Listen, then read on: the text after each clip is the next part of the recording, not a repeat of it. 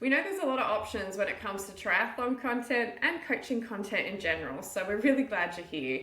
Our mission is to make triathlon more accessible and help break down the barriers to entry in a sport we care so much about.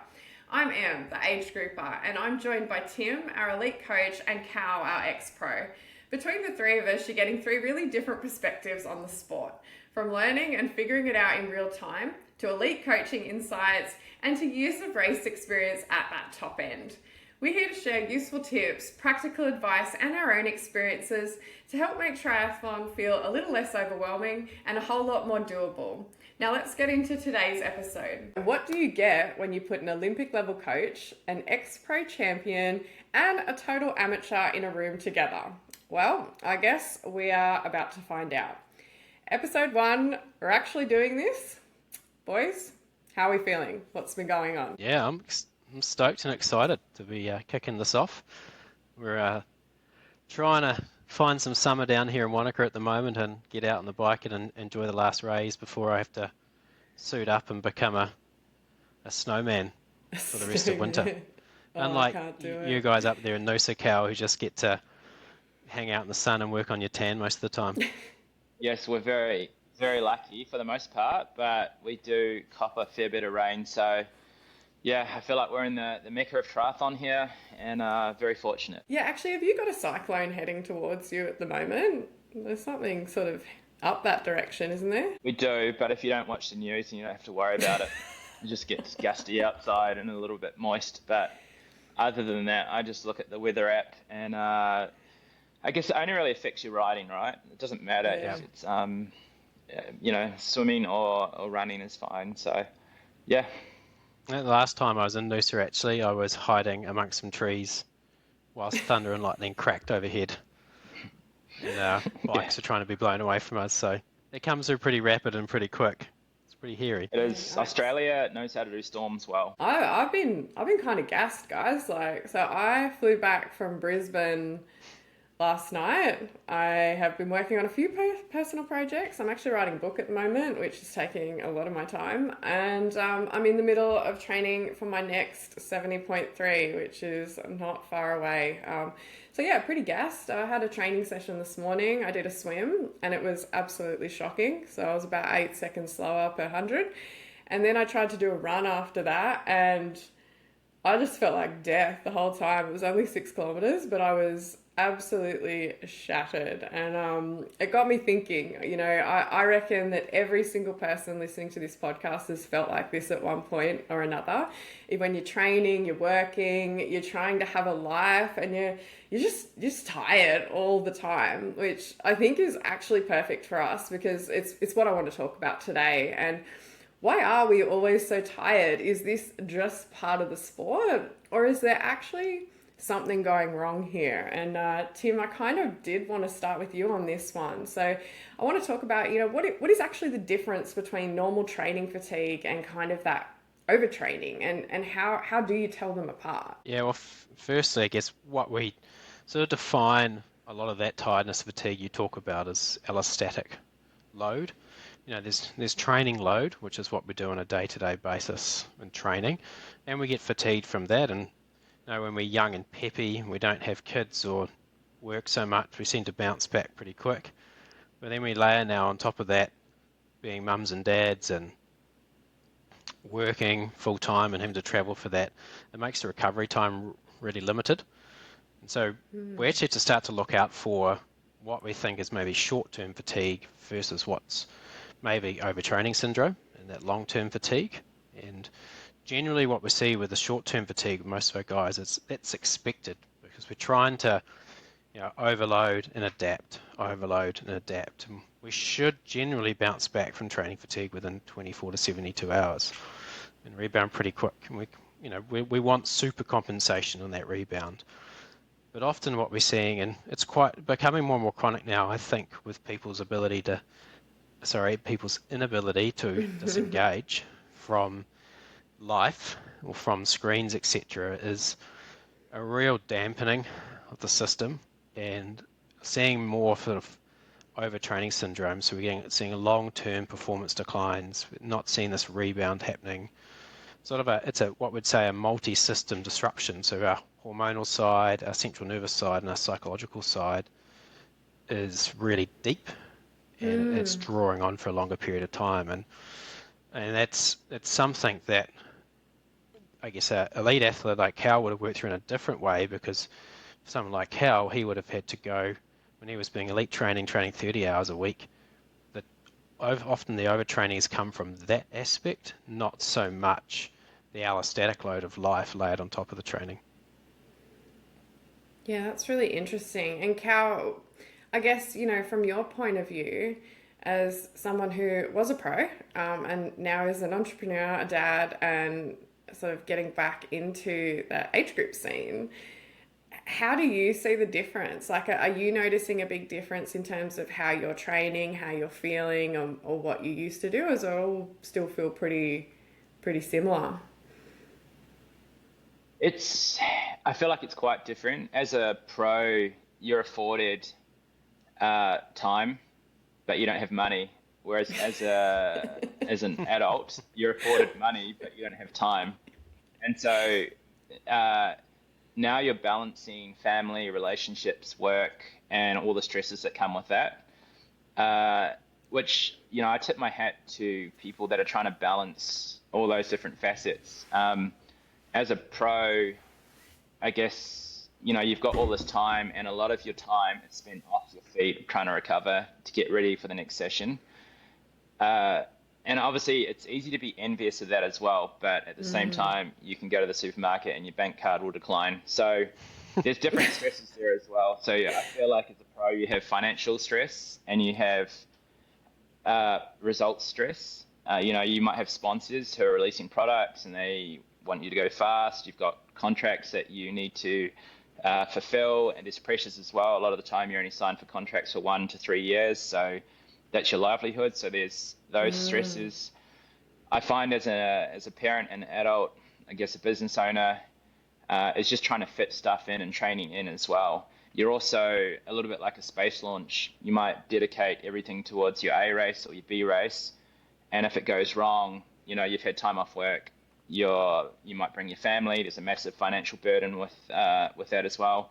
Whereas as a pro, if you go poorly or get injured heading into a race, you usually enter a backup race as well. So to answer your question, there's a lot of stresses and associated fatigue with both of those points of view. And I think it all just comes down to how you react and respond to most of them. Yeah, that's really interesting, and I kind of relate. So last year before Ironman Australia, I fortunately and unfortunately got made redundant. So I had quite a long period before that race where I was still getting paid. I was in this sort of section where I was in redeployment. So I was still currently employed, but I knew that time was up and I knew that I was going to have to figure out what my next move was. But at the time in my brain, I thought, well, this is actually really perfect because I can just really focus in on my Ironman training and train the pro hours, and it felt really, really good. But what actually happened was then there was just this underlying sort of vibration of, what are you doing? Where's the paycheck gonna come? Like, what's your next move? And actually the thought, like not even doing the job search itself or going and doing practical steps around that, none of that was actually, super exhausting. It was just the constant ticking over of the brain of having to think about all of those different things. And it was actually far more stressful in that period than it would have been me having to do my age group hours, doing all my training in the wee early morning hours and just sort of sitting through my 9 to 5. I think the key is balance. I mean, a good example is Annabelle Luxford, who used to race at a high level as a pro and do really well, and she still held a part-time job working in the bank. And I think that helps balance things out. And as you transition to busier periods in your life, where you're trying to balance maybe kids' sport or relationship stuff or work, you might have a stressful job at work. It's just... I think it's important to realize nothing is perfect, and it's okay. You can be a bit of a train wreck trying to get yourself to the start line of an event. You're going to have each day as well, I feel like you have decision fatigue with just training, and it's just trying to stack those sessions uh, day upon day. It's a bit like building a Jenga tower, right? Like it's not one key session that's going to really change things, but if you can each week keep stacking that, and one thing you can do as an age grouper, which is perfectly free, is get good night's sleep, and that would probably be one tip to really just for like clarity as well as physical recovery as well. The sleep is everything, and a lot of people neglect that as well. And sometimes it can be, celebrated having little sleep and functioning off that, whereas it will help you bounce back with a clear mind, and your body will love you for it if you can just try to get 7 to 9 hours a day, and A week. see, Yikes. see how you go with that. Yeah, go with that one. I mean, a really good example of that's even Christian Blumenfeld. That he turns down massages and other forms of recovery just to eat or sleep.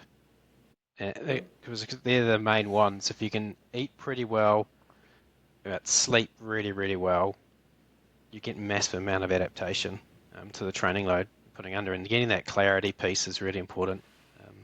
And you'll see, if people are out there and they're getting nerdy and tracking HRV, sleep is one of the biggest impacts on HRV. You can see that really get thrown. Same with resting heart rate. So, from a scientific perspective as well, it's really important. And going back to what Callum said, I think around balance is, balance doesn't mean that everything's getting an equal percentage of time either. I think people get caught up in the word and trying to separate it out. One day might be completely skewed compared to the next day, But if you can be really consistent and give a little bit of percentage every day to that training, and as Cal talked about, stack it, it makes a huge difference to performance at the 6, 8, 10, 12 weeks down the line. And that's where I think a lot of people miss the boat too, is that they get to the start line, they feel they haven't done enough because they haven't been doing these big hours or the big sessions they feel they should be doing, or someone's posting on Instagram. Whereas actually, if they've just kept bankroll in and used the compounding interest effect, then they're generally in a pretty good place. I relate to that. Not that I'm always comparing, because I really try not to. And I know that I'm a very different athlete to a lot of others that I see on the gram. Definitely not in that professional arena or competitive arena. I'm in the finish line arena. But I do look at my training and I think, wow, I do far less than a lot of other people. And I was worried about my last race, to be honest. I thought, wow, I've done not enough for this. I think this is going to be really, really tricky for me. But it actually turned out to be one of my better races. And it was probably with the lowest volume that I've done in a really, really long time. Kind of panned out. What was the biggest challenge there, though, Em? Was the biggest challenge the physical side or the mental side? Like when you're getting to the race down the start line, I think what you're talking about there is more it's mental, right? 100%. It was totally mental, and it's little things, and it's really stupid things too. Like, I'll tell you, like, the stupidest thing that's bothering me at the moment is that my VO2 score has gone from superior to excellent, and that really upsets me, and I can't look at my watch like that. It's really bothering me, and after every run it's not changing, and I don't know why that's happening, and I'm in a doom loop about that, but probably shouldn't have talked about that. Wasn't there a meme about that, about we are now our own Tamagotchis? Yeah, that's it. The watches are trying to control us. That's Keep us right. alive. I think an important thing to remember though as well, sort of back to our topic of, a lot of sessions you're not going to feel good with, like you're going to start out and it's not going to feel great. You might finish and it's not going to feel great, but it is important to just try and persevere and get through it. And the other day I was running and I had a phantom knee pain for about 2 minutes and just thought it was all over. This is how it ends. And I think it's perfectly normal. You just, on Instagram and Strava and that kind of stuff, you don't see with Lucy Charles and all these, top athletes, they're overcoming little things each day, sore shoulders, tight muscles, not hitting times as well. Like, you can't hit your times every single day. You can try, And I guess maybe I'll throw this over to you, Tim. Like, how do you distinguish between when you should back off due to fatigue and when you're sort of being lazy? It's sort of like a grey area, because what would some signs be perhaps for people to figure out, hey, am I just being lazy, or do I need to push through this and maybe adjust the session a little bit? Yeah, the key thing is we're looking for trends. If you're getting this back to back to back in sessions, you definitely know you should be backing off and really holding back. And so if it's a repeat offence, you should be ejecting for a while. But if it's a one-off, sometimes you can push through that and just see how you respond to it. And if you find you're not bouncing back in time for your next key session, then you definitely know that for that key session you should be backing off. And I think so that comes down to how you're structuring your week to be able to give yourself those breaks in between the real key sessions to know whether you're bouncing back and you're ready again. And if we were to put a bit of a lens on that, often if we're using heart rate, or for those who are using power and pace along with heart rate, we're looking for that sort of separation. So if power is going one way and heart rate's going the other, or if pace is going real negative and heart rate's going the other, real high, then we really know that we're probably in a place of trouble. And we should back off. And firstly, we might strip down that intensity and take the intensity out, and then just try and mellow out and get a nice aerobic session in. If in that case the heart rate's still sitting 10 beats higher for what would normally be a really nice easy jog, then you probably think about shortening that session down as well. What are some of the I guess aspects of life that might sort of add outside of training, that might add stresses to your training, that might influence it negatively and make you sort of feel fatigued?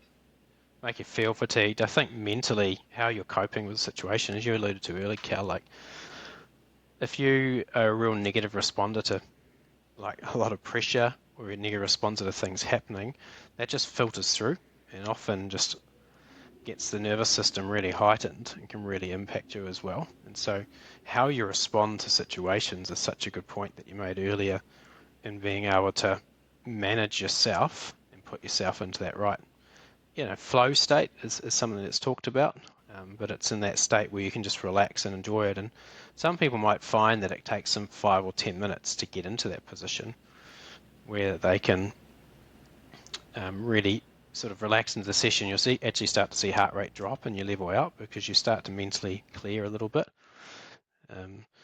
Sleep, as you talked about before, is a big one.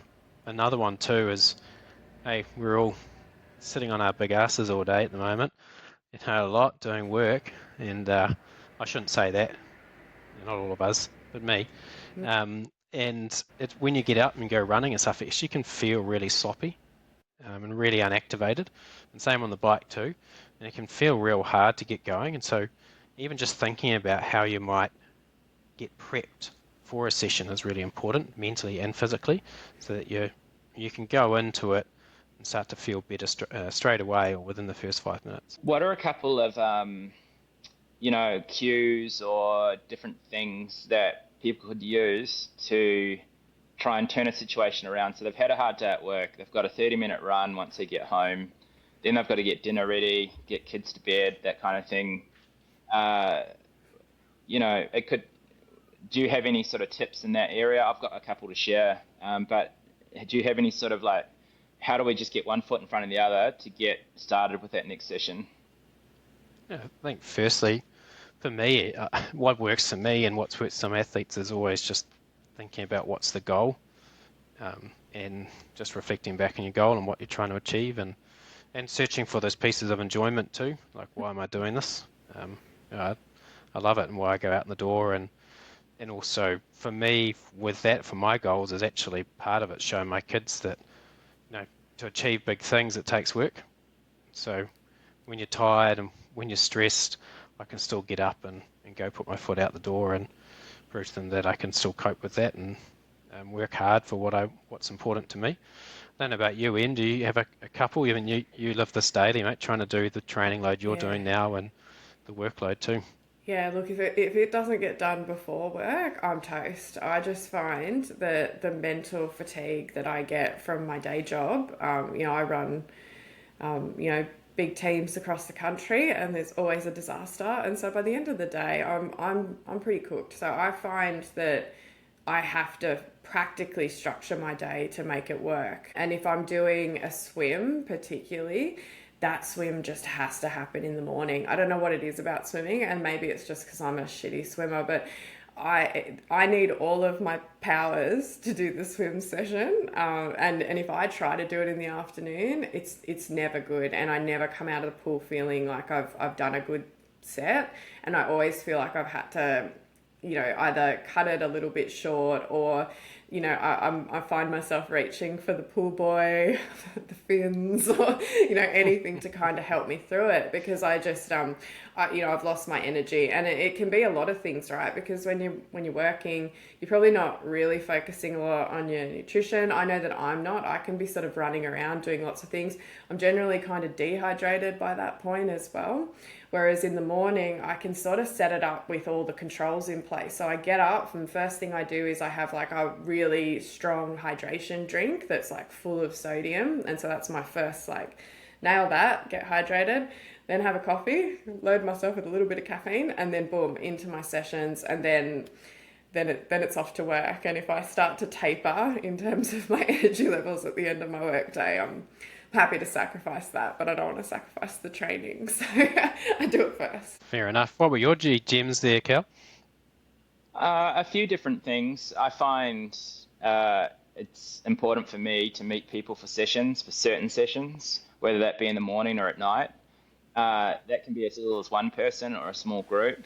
There's also sessions I find where it's got structure in it, so it might have intervals, or hill reps and that kind of thing. So I find those a lot easier mentally to do, even though they're hard. But it's a lot different to just saying, let's just go out and run for an hour and a half easy. So another important thing I think as well is just trying to figure out your personality type and figure out who you are and what makes you tick as well. So whether that's training with people, or you have certain routines. Like I always walk the first sort of 150 meters to a certain point of an alleyway before I start my run. Even my run off the bikes, it's like you've got 100 meters or so, get your music in your ears, sort of start to switch on, and then hopefully, you swing your arms around, swing your legs around, and you're sort of prepping yourself a bit like a rocket ship getting ready to take off, and just having little cues where it's like the body's starting to get ready. It's okay if there's a few ailments and it hurts a little bit, but let's just get started and see how it goes. And a little bit like getting to the pool. I feel that getting to the pool is probably the most challenging for people, especially adult onset swimmers. So if you can meet a squad and you need to be at the squad at a certain time, you stop thinking about things, you stop thinking about the training. So if you can find different things throughout your weekly training that will make it easier, we're trying to make it easier for ourselves. It's human nature. You try to make everything easier. So figure out what is an easy session to get across the line, and then figure out the stuff that's a bit more challenging, and then try and set up a few sort of pieces of framework to help cater for that. Yeah, the swim squad's an interesting one, because I often think maybe that would help my swimming, because yes, as an adult onset swimmer, I have some challenges in the pool. But then I often wonder if then I'm going to negate the benefit of my swim set. Like if I've had something that's structured for me for a purpose, and then I jump into whatever a swim squad is doing that might be different, it's hard for me to really know whether it's right for me to do that or not. Tim, do you have a view? Well, yeah, I've got a different view. Being a swim squad coach, having a program here in Wanaka, I think the squad becomes a really important thing for swimming, and therefore how you structure your week often sits around maybe what the squad has. And then hopefully within that week of the squad, there is pieces that are going to be helping, there should be pieces that are going to be helping your swimming anyway. So I like to think, and even when I'm structuring programs for my athletes that swim overseas in different squads, that, I know that Mondays and the swim squad's threshold, and Wednesdays is speed, and Fridays is long reps. And that's what they're going to get. And I can work in my other work around that, because the squad is for swimming, I think, is such an important piece for it. Then I think you can use the sessions outside of that for your maybe your technique work, because sometimes it's really hard to do your technique in a squat environment. Some squads are great at facilitating it, some not so much. And so you can use those sessions to get those little gems dialed in for yourself. So that would be my take on it. I'd sort of approach it from a different angle. Yeah, I think we're going to have to do a whole episode on swimming soon because I got lots of questions about swimming. I think you Yeah, just use, people and groups and events as tools to help yourself. And there's going to be introverts that will never want to train with anyone, and that's fine too. But if motivation starts to wane, then it's, if you've got this little toolbox of things to help make more difficult times easier, then it's great to have. An example of that could be, for example, with swimming, putting on, your neoprene shorts, or it could be, hey, I know that I've got to swim tonight at 5:30 after work, so I'll leave my pool pad session until that because I find it mentally easier. Um, or just different things where if you can dangle carrots in front of yourself, um, like on Saturday morning, I've got a 5 hour ride and I need company. So I'm going to meet someone at 6 o'clock. I'm going to do the first 3 hours with them. And then for the last 2 hours, it gets more specific. But that first meeting point has got me out of bed and got me going, and just deal a day at a time. Because I mean, this all draws back to being consistent. So if you can sort of offset those ebbs and flows, those valleys and sort of troughs with just trying to be consistent and keep stacking each week, there is no silver bullet to anything. Like you look at the likes of Christian Blumenfeld and Lucy Charles, like their overnight success has been the last 15 years of grinding. And that's why you often see a lot of these former swimmers or runners cross over and just apply the same principles into triathlon. And they've been honing that engine for ages, but again, they're all using the same sort of tools to help themselves because they are all struggling just as much as your mum and dad who's just trying to get to the start line of Ironman Cairns. Yeah, that's so true. So then where do you draw the line, Tim? So let me give you like my reality is that say it's Saturday morning, I've got a huge ride on the cards. I've had like a pretty crappy sleep and I've had a huge stressful week at work. I've done some travel and I've done all my sessions up till now, but I'm feeling pretty crap. I'm enacting all of the tools to get me out of bed. I've got my Goggins mindset in check and I'm ready to just push through. What's more beneficial for me though? Like, at that point, am I looking to adapt this or stop it because I'm tired, or am I pushing? I think that's the hardest thing to understand as a noob. yeah, it is hard. It's really tough one to understand, and you never know. Sometimes you'll get there, and as Cal said, you meet your mate, and you'll fly through the 5 hours and feel real good. But I think if you look back across those last 3 or 4 sessions that you have done, and you're like, it has been a battle for all of those sessions, and my numbers weren't great. I was really struggling. It would tell me as a coach that you're not adapting to the training stress.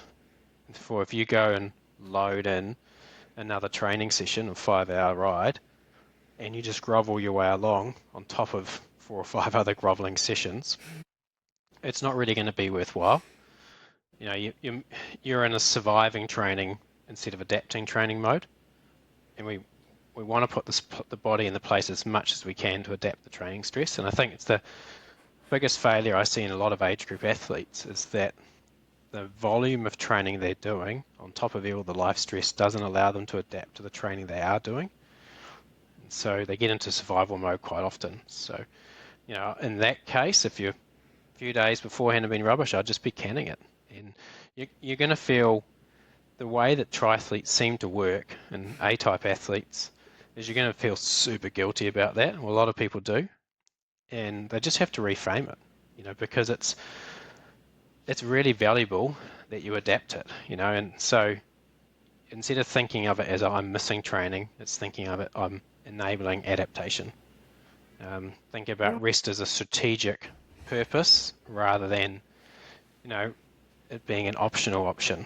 So you're putting those things in place to be smart about what you do and you frame it positively as a consequence. Yeah, I love that. I think the worst thing that I'm guilty of is that I have a rest day every Friday before a big bike session. I always just look at that as like a space that I can just move a different session into that I didn't want to do throughout the week. And so what happens is then I just never have a rest day. And I can feel it. I reckon that's where my Saturday is getting cooked because it's even like mentally, right? You don't get that moment to go, oh, I don't have to get up at 4:30, like I can just chill for a minute. Like when you take that away, it gets really tough. That rest day is just your chance to reboot, probably mentally more than anything. And I've been with a few different coaches where Friday was the rest day. Some cyclists used to take Monday as a rest day after a big weekend of cycling, but you need to clear your hard drive, your mind, and refresh. If you know that you've got a big morning on the tools on Saturday, it's probably mental more than anything, because if you're getting good sleep and eating well, which are kind of the fundamental pillars of, improving yourself, then the next part is obviously your mind as well. And if you're playing Jenga with your sessions during the week, like Tim said, it is important not to, you don't want to be throwing everything around. You'll cause yourself an injury. It is sometimes good just to let that session fall by the wayside, so long as it's not a repeat pattern, because consistency is king with everything. So I think the more you understand that and you start to identify some of these patterns, or have a coach identify these patterns for you, oftentimes it's good to have someone overlook all this and just say, hey, look, I can see what's going on here. You're paying the price for, like, you're not having any rest days, you're not recovering, you're not absorbing this training, so we need to take it down a step and maybe reconsider your weekly plan. Yeah, completely. And often I think what happens as well is that you start out as an age grouper and you'll be doing 8 or 10 hours a week and you see all these benefits and gains, etc., etc. So then you think, oh, I've got to do 12 hours a week and then 14 hours a week. And it's often the case is when things are going good, you actually need to back off a little bit rather than push forward more and try and maximize the amount of gain you can get out of the minimum amount of dosage that you can apply to yourself, rather than trying to maximize the amount of gain you can get through the max amount of dosage, because generally that is the minimum window that you'll get out of yourself, because then you just go kaboom and fall to pieces. A good example of that we were discussing the other day is Lionel Sanders, and I don't know what his weekly cycling volume is now, but he had a blog and he was very open with his sharing his training. And he used to only ride 8 hours a week. It was all on the trainer, and it was probably mostly quality. But we'd be doing at least 15 to 17 hours on the roads in Boulder, Colorado, and he would smash us in races. And granted, he didn't swim well, but he was a weapon. So it just goes to show, like, he probably has an extra 10 hours a week up his sleeve. He's turned himself into an animal on a much shorter, smaller amount of volume.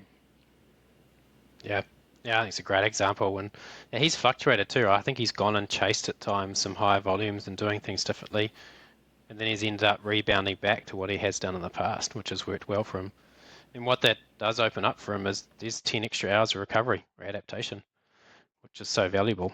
And that's what we don't often give ourselves. We're not strategic in our adaptation. We feel forced to adapt to it. Yeah, it's definitely a hard one. It's very hard to know as a beginner because it does feel like in this sport that you should just be doing more. And I think without that guidance, you really don't know. So what are some of the biggest mistakes that you see age groupers make, Tim? Right, let's out some people.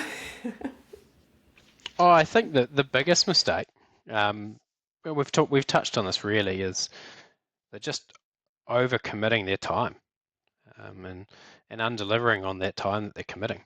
And so we think we can do 14 hours a week on top of everything else. In reality, we can't.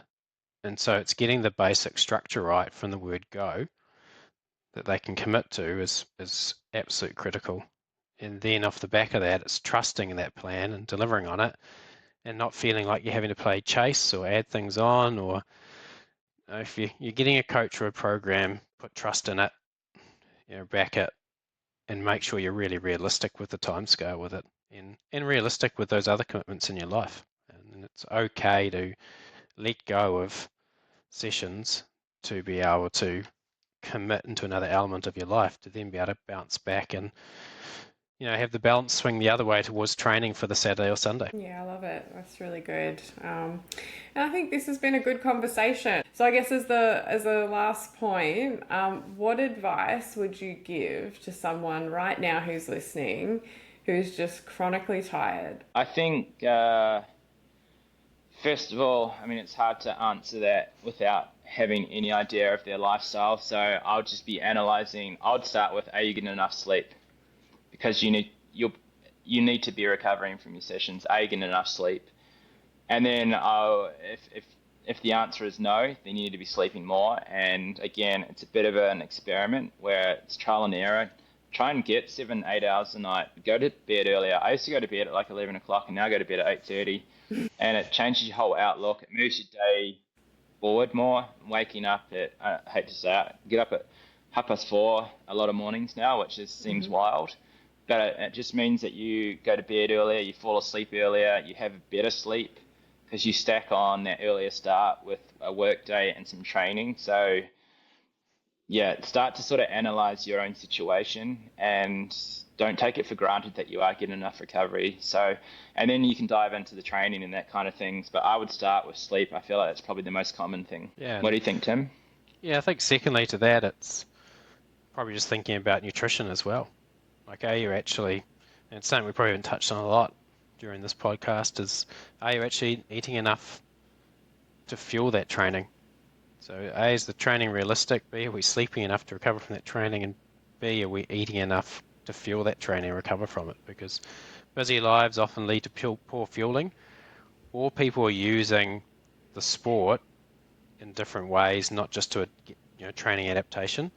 So really got to think about making sure they're fueling specifically for those sessions and recovering from those sessions. So it's a really important part of it.